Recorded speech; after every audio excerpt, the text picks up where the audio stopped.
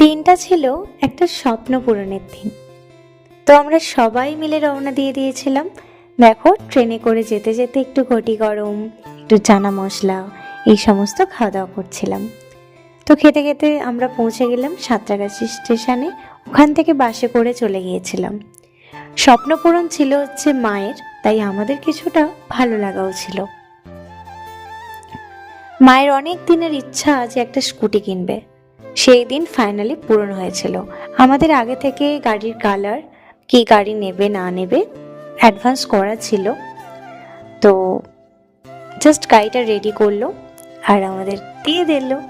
তো একটা স্কুটি করে তো সবাই আমরা বাড়ি ফিরতে পারবো না, তো ওই জন্য বড়মশাই আর ভাই স্কুটিতে করে ফিরেছিল আর আমরা বাসে করে।